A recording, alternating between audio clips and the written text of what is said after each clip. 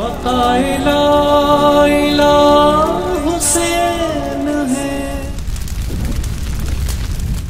بسم اللہ الرحمن الرحیم۔ حاضرین و ناظرین محترم، ہمارے ہیں حسین، یہ ایک ایسا جذبہ ہے کہ جو ہر نئے اسلامی سال پر پوری امت کے اندر معجزن ہو جاتا ہے،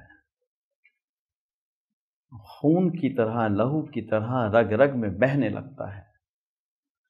جبھی تو اس قوم کو امتا وسطا لتکونوا شہداء علی الناس ویکون الرسول علیکم شہیدا فرمایا گیا ہے کہ تم وہ امت اوسط ہو جو لوگوں کے اوپر گواہ بن جاؤ گے، اور رسول تم پر گواہ بن جائیں گے۔ رسول تمہاری شہادت دیں گے، تم لوگوں کی شہادت دو گے۔ اس قوم کو نیا سال اس طرح سے مبارک ہو کہ غم حسین جسے لگ جائے اس کی زندگی بن جاتی ہے، اس کی زندگی جنت بن جاتی ہے، اس کی زندگی شہداء کے ساتھ ہو جاتی ہے۔ کیونکہ جب ہم نماز پڑھتے ہیں تو ہر سورہ فاتحہ میں یہی تو دعا کرتے ہیں، اہدنا الصراط المستقیم صراط الذین انعمت علیہم۔ ہم جب بھی راہ استقامت کی دعا مانگتے ہیں کہ ہمیں راہ استقامت کی ہدایت فرما دے، تو ہم اس دعا کو پہچانتے اس طرح سے ہیں کہ قبول ہو گئی کہ ہمیں انعمت علیہم انعام یافتہ لوگوں کی راہ مل جاتی ہے۔ انعام یافتہ لوگوں کی راہ کے لیے انعام یافتگان کا پہچاننا ضروری ہے، تو ان کی پہچان آگے جا کے کرائی گئی۔ سورہ فاتحہ تو سبع مثانی ہے، ساتھ وہ آیتیں جو بار بار تکرار کی جاتی ہیں۔ شفا ہے اس میں، دعا ہے اس میں، ثنا ہے اس میں۔ یہ ثنا، یہ دعا، یہ شفا، یہ سب اگلی منزل پہ جاتی ہیں، تو وہاں قرآن پاک ہمیں پہچان کراتا ہے کہ انعام یافتہ لوگ کون ہیں۔ من النبیین والصدیقین والشہداء والصالحین، یہ ہیں وہ جو حسن اولئک رفیقا۔ یہ کتنے پیاری رفاقتیں ہیں ان کی کہ یہ نبیوں میں سے ہوں گے، صدیقین میں سے ہوں گے، شہداء میں سے ہوں گے، صالحین میں سے ہوں گے۔ تو اب آپ نبیوں سے نبوت سے صدیقیت، صدیقیت سے شہادت، شہادت سے پھر سعادت کی طرف، ولایت کی طرف جائیں گے، تو خود بخود انعام یافتہ ہوتے چلے جائیں گے۔ نبوت کے دامن میں چھپ جائیے، دامن میں چھپ گیا تو میری لاج رہ گئی، رویا لپٹ لپٹ کے ردائے رسول سے۔ ہمارے مولا علی، آپ کے مولا علی، سب کے مولا علی، نبی کے مولا علی، علی منی وانا من العلی، علی مجھ سے، میں علی سے۔ من کنت مولا فہذا علی مولا۔ فتح مکہ سے واپسی، الیوم اکملت لکم دینکم واتممت علیکم نعمتی ورضیت لکم الاسلام دینا، کہ اعلان فرما دیے جس طرح ہم کسی قانونی کاغذ پہ لکھتے ہیں ٹوڈے، لکھنے کے بعد ڈیٹ ڈالتے ہیں، اس طرح الیوم، ٹوڈے، آج کے دن ہم نے دین مکمل کر دیا۔ دین الیوم اکملت لکم، تمہارے لیے، تم سب کے لیے، دینکم، تم سب کا دین، الیوم اکملت لکم دینکم واتممت علیکم نعمتی۔ اب وہاں اللہ تعالیٰ نے ذات احدیت کے ساتھ مخاطب ہوا، نعمتی، کہ نعمت میری ہے، دین تمہارا ہے، دین کو اختیار کرتے جاؤ، نعمتیں میں دیتا چلا جاؤں گا۔ اور اسلام کو سر تسلیم خم کر لینے کی عادت کو، انا اول المسلمین کا شیوہ اختیار کر لینے کو میں نے پسند فرمایا تمہارے دین کے طور پر۔ دین پوری زندگی کا احاطہ کرنے والا ضابطہ، وہ ضابطہ جو آسمانی ہوتا ہے، زمینی نہیں ہوتا۔ زمین کے رولز ریگولیشن اپلائی نہیں ہوتے اس پر، آسمان سے آتے ہیں وہ ضابطے، وہ قاعدے، وہ آرڈیننس، وہ احکامات الہی، اور پھر انسان کو جینا سکھایا جاتا ہے اللہ اور رسول کے مزاج کے اندر رہتے ہوئے۔ اس کا نام ہے دین۔ تو دین کی تکمیل ہو رہی ہے، رستے میں یاد دلایا جا رہا ہے وما بلغت رسالات ربی، آپ نے ابھی نبوت مکمل ہوئی ہے، رسالات ربی کا حق ابھی باقی ہے۔ وہ کیا حق تھا؟ وہ حق یہ تھا کہ اسی 18 ذی الحج کو کچھ سال پہلے ایک منظر آیا، خیمے لگائے گئے، دوپہر کا وقت ہو گیا، لوگ حیران ہیں۔ وہ پورا قافلہ جو ہزاروں پر مشتمل تھا وہ حیران ہے کہ اب کیا، خطبہ تو ہو چکا، خطبہ حجۃ الوداع تو ہو چکا، اور حضور نے فرما دیا کہ بس یہ آخری خطبہ ہے، اب کیا چیز رہ گئی ہے؟ کیا ادھورا پن ہے؟ وہ ادھورا پن کیا تھا کہ ختم نبوت کے دروازے پر ایک اور دروازہ موجود تھا جو ابتدائے ولایت کا تھا، کہ جہاں نبوت ختم ہو گئی وہاں سے رسول اللہ صلی اللہ علیہ وآلہ وسلم خاتم النبیین کے فیض کے سرچشمے پھوٹنا شروع ہو گئے جو ولایت کہلائے، یعنی اللہ کی دوستی کے سرچشمے۔ ابھی تو اللہ کی خبریں پہنچانے والوں کے سرچشمے تھے، اب اللہ کی دوستی پانے والوں کے سرچشمے پھوٹنے تھے، اور ان سرچشموں میں جو سب سے بڑا سرچشمہ تھا اس کے لیے اعلان کیا گیا کہ من کنت مولا ہو فہذا علی مولا ہو۔ کلائی پکڑ کے ہاتھ کھڑا کر کے کہا، سب سے پہلے عمر فاروق رضی اللہ عنہ اس ہجوم میں سے لپ کے گلے لگا لیا اور مبارکباد دی، علی مبارک ہو۔ یہ تھا پیارا حسین منظر۔ اس حسین منظر میں گم ہو جائیے تو ساری کی ساری کوئی ریز، سارے سوالات کے جواب ملتے چلے جائیں گے کہ ہجوم سے دوڑ کے آنے والا مبارکباد دے رہا ہے علی کو کہ آپ کے لیے ابھی تو اعلان کیا گیا ہے، اور پوچھ کے اعلان کیا گیا ہے کہ تیرا مالک کون؟ انہوں نے کہا یا رسول اللہ آپ تیرا مالک کون؟ یا رسول اللہ آپ تیرا مالک کون؟ یا رسول اللہ آپ تیرا مولا کون؟ یا رسول اللہ آپ، حتیٰ کہ پورے ہجوم سے پوچھ لیا فردن، اور اس کے بعد اعلان کیا کہ من کنت مولا ہو فہذا علی مولا ہو، جس کا میں مولا اس کا یہ والا علی مولا، تاکہ کوئی اور علی دعویٰ نہ کر دے۔ اس لیے تاکید کر کے بتا دیا کہ ہذا علی مولا ہو، یہ والا علی مولا۔ یہ ولایت شروع ہوئی تھی، اللہ کی دوستی۔ اللہ ولی الذین آمنوا یخرجہم من الظلمات الی النور، جو تاریکیوں سے روشنیوں کا سفر طے کراتا ہے، وہ اللہ جو دوست ہے مومنین کا۔ اس اللہ کی دوستی کا آغاز ہوا کہ تم نبوت کے سرچشمے سے سیراب ہوئے ہو، اب ہم تم سے دوستی کریں گے۔ یعنی کائنات صلی اللہ علیہ وسلم فرما چکے تھے، اس دروازے سے ولایت کا سرچشمہ پھوٹا کہ انا مدینۃ العلم وعلی بابھا فمن لم اراد العلم فلیأت من بابھا۔ فرما دیا حضرت پیر میرعلی شاہ رحمۃ اللہ علیہ کے ملفوظات میں، یہ حدیث پوری رقم ہے۔ یہ فرما دیا کہ میں شہر علم ہوں اور علی اس کا دروازہ ہے، تو جس کو علم کا ارادہ کرنا ہے وہ دروازے سے داخل ہو، چور دروازوں سے پیچھے سے آنے کی اجازت نہیں ہے، اسی دروازے سے آنا ہوگا جہاں سے شہر علم کھلتا ہے، یعنی مدینۃ العلم کھلتا ہے، یعنی نبی پاک صلی اللہ علیہ وسلم کا فیض پاک کھلتا ہے۔ یہ کہانی ہمارے ہیں حسین وہاں سے شروع ہوتی ہے جناب۔ یہ کربلا کے 10 دن نہیں ہیں، ان 10 دنوں کے پیچھے سینکڑوں دن ہیں۔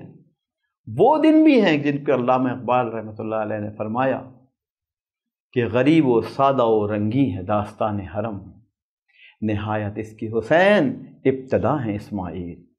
وہ اسماعیل کہ جن کے لیے ابراہیم علیہ السلام نے شکر ادا کیا تھا کہ تو نے مجھے اس بڑھاپے میں اسماعیل و اسحاق عطا فرمائے، 100 برس کی عمر، 92 برس کی زوجہ محترمہ، فرما رہی ہیں تم مجھ سے مذاق کر رہے ہو، اس بڑھاپے میں میرا بیٹا پیدا ہوگا؟ ہو گیا جناب بیٹا پیدا۔ بنی اسماعیل چلے اسماعیل علیہ السلام سے، بنی اسرائیل چلے اسحاق علیہ السلام سے۔ انبیاء بنی اسرائیل میں زیادہ آئے، لیکن انبیاء کے نبی، سارے نبی جن کے در کے سوالی ہیں روز حشر، سارے نبی ان کے در کے سوالی ہوں گے، سب ان سے شفاعت طلب کر رہے ہوں گے۔ یہ ہیں وہ نبی، خاتم النبیین، ما کان محمد ابا احد من رجالکم ولکن رسول اللہ و خاتم النبیین۔ رسالت، ختم نبوت کا اعلان ہو رہا ہے، تم میں سے کسی کے باپ نہیں ہیں۔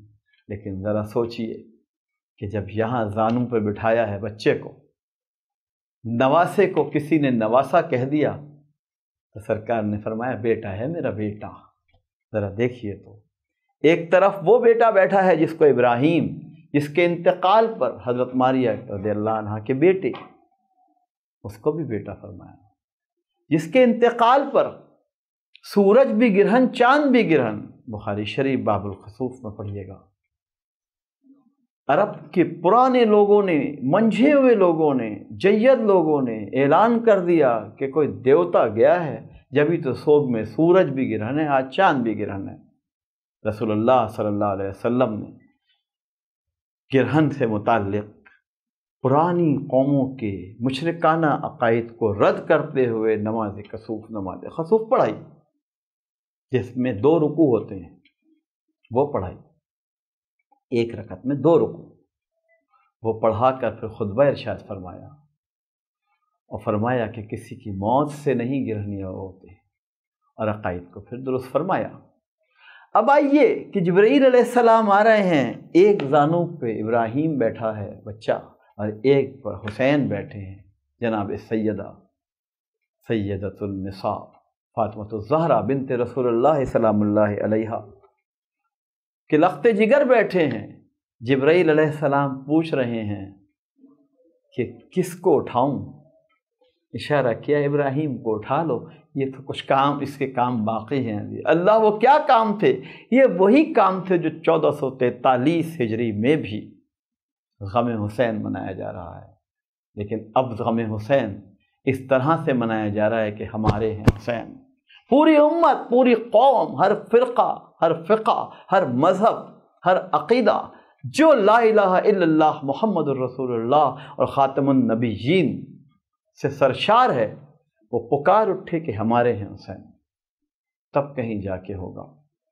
کیونکہ ہم جب تک یہ نہیں سوچیں گے کہ کتنی قومیتیں وجود میں ہیں، دہر میں خشک و تر کے رشتے سے آؤ بنیادیں دوستی رکھ لیں، آؤ بنیادیں دوستی رکھ لیں، یاد خیر البشر کے رشتے سے۔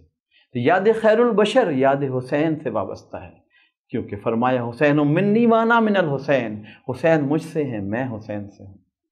تو جب حسین ان سے ہیں اور وہ حسین سے ہیں، تو پھر تمام کی تمام جھلکیاں جو اسوہ حسنہ میں ہوں گی وہ یہاں بھی نظر آئیں گی۔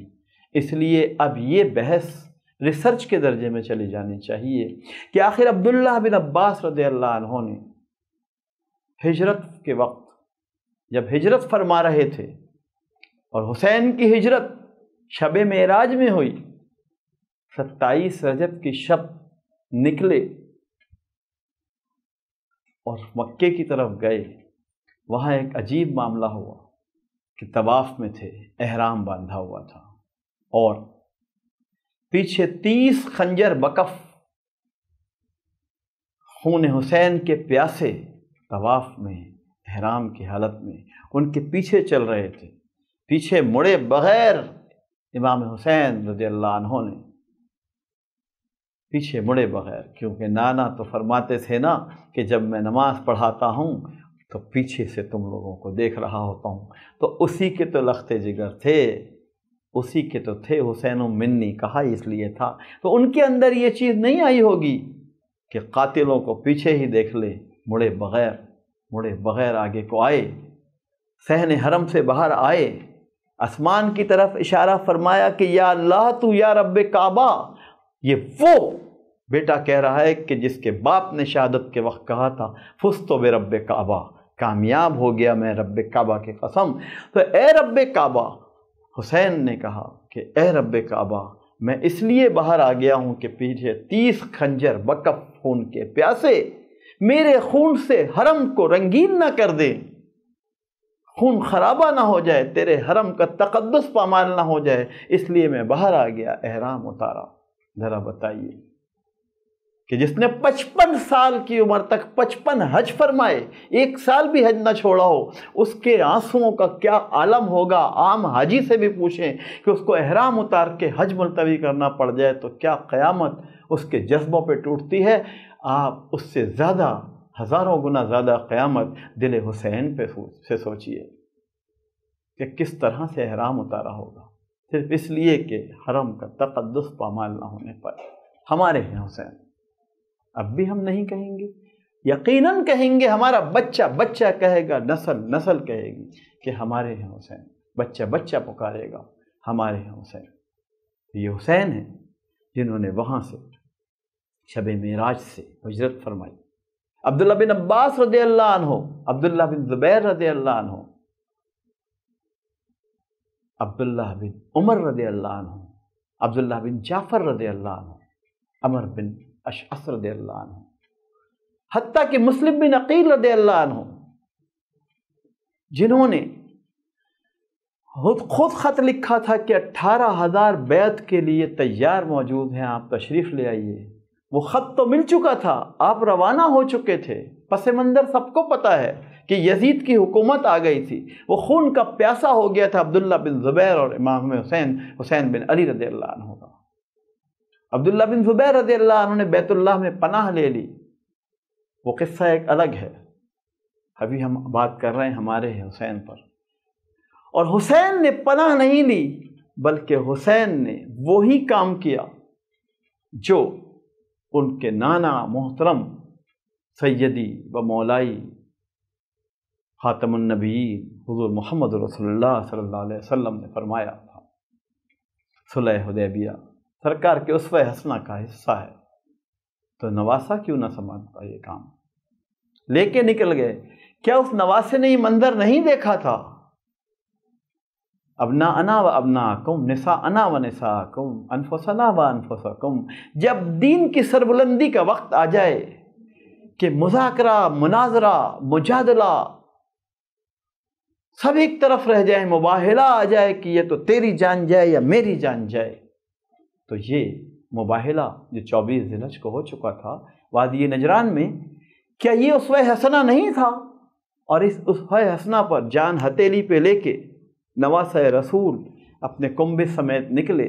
سمجھانے والوں نے سمجھایا کہ اچھا جا ہی رہے ہو تو بچوں اور عورتوں کو تو چھوڑ جاؤ، تمہارا خاندان تباہ و برباد کر دیں گے، تمہیں شہید کر دیں گے۔ لیکن کیا حسین مان لیتے؟ اگر مان لیتے تو پھر آج اسلام اس طرح پھلتا پھولتا نہ ہوتا، ملوکیت ہی ملوکیت ہو جاتی، ہماری تاریخ کھنڈرات میں گم ہو جاتی۔ ہماری تاریخ زندہ تاریخ ہے۔ ہم اس دور آخر الزماں کی امت ہیں کہ جس کو تمام ادوار اور صدیوں کی گواہی دینی ہے، تو ہمارے ہیں حسین کیسے کر سکتے تھے کہ ان لوگوں کے مشورے کو قبول کر لیتے؟ بڑے جید لوگ تھے وہ جنہوں نے مشورہ دیا تھا، وہ بھی پیار میں کہہ رہے تھے، حب حسین میں کہہ رہے تھے، وہ چاہتے تھے کہ حسین کی شہادت نہ ہو اور حسین اسی طرح سے اپنے نانا محترم کی خدمت کرتے رہے۔ لیکن ان کا زاویہ نظر کچھ اور تھا، ان کا زاویہ نظر کچھ اور تھا۔ انہوں نے اپنا بچپن اس چادر میں دیکھا تھا جو چادر قصہ تھی، انہوں نے اپنا بچپن وہاں دیکھا تھا کہ ابناءنا و ابناءکم و نساءنا و نساءکم و انفسنا و انفسکم کے حکم کی تعمیل کی جا رہی ہے۔ نانا بھی تو اسی طرح لے کے نکلے تھے اپنا کنبا، تو اگر حسین اپنا کنبا لے کے نکل گئے تو پھر سمجھانے والوں نے سمجھایا تھا، بالکل رضی اللہ عنہم ورضوا عنہ، ان کی شان تھی کہ اللہ ان سے خوش، وہ اللہ سے خوش۔ انہوں نے بھی خیر خواہی میں سمجھایا تھا، جس طرح ایک ماں کہتی ہے، جس طرح ممتا کی ماری کہتی ہے کہ بیٹا نہیں جا، لیکن مشن بڑا ہوتا ہے، سر بلند ہونا ہوتا ہے، دفاع کا وقت ہوتا ہے۔ ماں کے آنسو، سمجھانا، سب کا سب ایک طرف۔ میں نے جب وادی غربت میں قدم رکھا تھا، دور تک یاد وطن آئی تھی سمجھانے کو۔ یہ ہجرت ایسی چیز ہوتی ہے کہ یاد وطن دور تک آتی ہے۔ نواسے کو یاد تھا وہ منظر کہ جب مکے سے ہجرت ان کے نانا کر رہے تھے تو سرحد پہ کھڑے ہو کے آنسوؤں سے لبریز داڑھی تر ہو رہی تھی، اور اشارہ کر کے کہہ رہے تھے اے وادی ام القرا، اے بستیوں کی ماں، تیرا فرزند رخصت ہو رہا ہے۔ تو کیا حسین نے نہیں یہ جذبے اپنے آنسوؤں سے دہرائے ہوں گے؟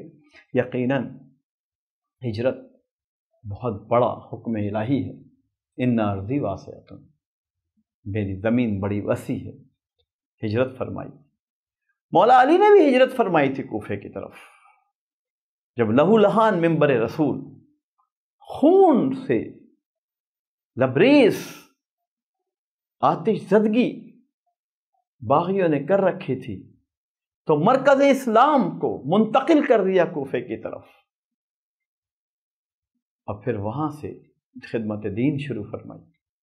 تو وہ کوفہ لوگ تو یہ سمجھ رہے ہیں کہ کوفہ اور شام یزید سے مذاکرات کے لیے جا رہے ہیں، ارے صاحب وہ سنت نبی پوری کر رہے ہیں، تو قنبہ لے جا رہے ہیں نجران کی سنت پر۔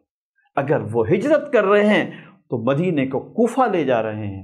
یہ سارا تھا 18,000 بیت کے خواہش مندوں کی درخواست پر جا رہے ہیں۔ اچانک جب مسلم بن عقیل رضی اللہ عنہ کو شہید کیا گیا تو انہوں نے خط لکھا شہادت سے پہلے جب بھجوایا، اور اس خط میں یہ لکھا کہ حسین اب نہ آنا۔ یہ لوگ فرزوق نام کا شاعر ملا رستے میں، انہیں پوچھا کہ یہاں کے لوگ کیسے ہیں کوفے کے؟ کہا دل حسین کی طرف ہیں، تلواریں یزید کی استعمال کرتے ہیں۔ اس پر انہوں نے خط لکھا شہادت سے پہلے۔ وہ خط دیر سے پہنچا، وہ جو آ جانے والا خط تھا جلدی پہنچا۔ یہ ایک معاملہ تھا، اور یہ معاملہ آپ 27 رجب سے گنتے چلے جائیے، شعبان گزرا، رمضان گزرا، بدر بھی یاد آئی، احد بھی یاد آئی، شوال گزرا، ذیقعد گزرا، ذی الحج گزرا، محرم کی پہلی آ گئی، اور اس پہلی محرم سے لے کے کہاں تک کیسے مٹی اٹھا کے سونگھی۔ کہا یہ کیا کون سی وادی ہے؟ بتایا گیا کہ نینوا کی ہے۔ کہا بس یہی مٹی ہے ہماری شہادت کی، ذرا پوچھو کس کی ملکیت ہے یہ؟ ایک بڈھا بلایا گیا، اس نے کہا 60,000 درہم لوں گا اس زمین پہ۔ غیرت حسین نے گوارا نہیں کیا کہ مفت کی زمین پر مسجد بنائی جائے، کربلا بنائی جائے۔ 60,000 درہم ادا کر دیے اس مسافر نے جو 27 رجب کی شب سے چلا ہوا تھا، رستے میں سارا راشن، سارے خرچے کرتا کراتا آ رہا تھا۔ کتنی مشکل سے 60,000 درہم بچا بچا کے رکھے ہوں گے، وہ دیے کہ ہماری مٹی یہ ہے، یہ لہو لہان ہوگی، کیونکہ یہی مٹی تھی جو ام سلمہ رضی اللہ عنہا کے پاس امانتاً رسول اللہ صلی اللہ علیہ وسلم نے رکھوائی تھی، کہ جبرائیل علیہ السلام ایک بوتل میں لے کے آئے تھے وہ مٹی، اور کہا تھا کہ یہ ہے وہ مٹی، جب یہ سرخ ہو جائے گی تو سمجھ لینا کہ نواسۂ رسول شہید کر لیے گئے ہیں۔ یزید کے باپ موجود تھے۔ کہا اگر میرے بیٹے کے ہاتھوں یہ ہونا ہے تو ابھی سے نہ اس کو سر قلم کر دوں۔ روک دیا گیا کہ امتحان تو امتحان ہے، وَلَنَبْلُوَنَّكُمْ بِشَيْءٍ مِّنَ الْخَوْفِ وَالْجُوعِ وَنَقْصٍ مِّنَ الْأَمْوَالِ وَالْأَنفُسِ وَالثَّمَرَاتِ وَبَشِّرِ الصَّابِرِينَ۔ ارے صاحب امتحان کا رزلٹ تو پہلے ہی دے دیا گیا کہ 5 پیپر لیے جائیں گے، خوف کا، جو کا، نقص من الاموال کا، انفس کا، ثمرات کا۔ ان 5 امتحانوں سے گزارنے کے بعد تم کو جو رزلٹ دیا جائے گا ہم پہلے ہی سے دے رہے ہیں۔ وَبَشِّرِ الصَّابِرِينَ الَّذِينَ إِذَا أَصَابَتْهُم مُّصِیبَہ، جب ان پر مصیبت آتی ہے قالوا، نعرہ لگا دیتے ہیں اِنَّا لِلَّہِ، ہم تو اللہ کے لیے وقف ہو گئے، وَإِنَّا إِلَيْهِ راجعون، ہم اس کی ہی طرف رجوع کر رہے ہیں۔ پچھلی کسی نشست میں گفتگو کر رہا تھا کہ نفس امارہ سے لوامہ، لوامہ سے مطمئنہ، مطمئنہ سے راجعہ، چوتھی کیفیت نفس ارجعی الی ربک، راجعہ سے راضیہ، راضیہ تو اس سے خوش، و مرضیہ ارجعی الی ربک راضیۃ مرضیہ، وہ تجھ سے خوش۔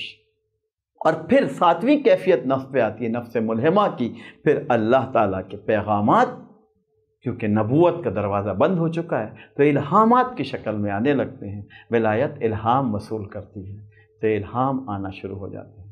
حسین کو الہام آ رہے تھے، ہمارے حسین کو الہام آ رہے تھے، اس لیے جو مشورے تھے، جو شورا تھی، اس کا حق اور اختیار انہیں حاصل تھا کہ شورا سے مشورہ نہیں لیا تھا، مشورہ دینے خود آ رہے تھے لوگ۔ تو اس میں صلح حدیبیہ کی طرح اس طرح جانے کائنات صلی اللہ علیہ وسلم نے معاہدہ کچھ کیا، مشورے دینے والے کچھ اور کہہ رہے تھے، اور سوچ رہے تھے کہ شاید دب کے ہوئی ہے۔ نہیں، انا فتحنا لک فتحا مبینہ کا اعلان کر دیا گیا کہ یہ جس صلح پر دستخط کیے گئے ہیں یہ فتح مبین کی صلح ہے۔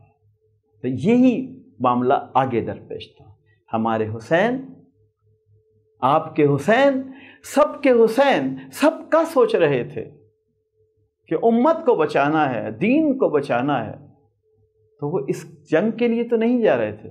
جنگ کے لیے جانے والا کہیں عورتیں بچے لے کے جاتا ہے، فوج کی فوج لے کے جاتا ہے، ہزاروں کی فوج لے کے جاتا ہے، یہ تو خاندان کنبہ لے کے جا رہے تھے۔ ارادہ جنگ تو تھا ہی نہیں۔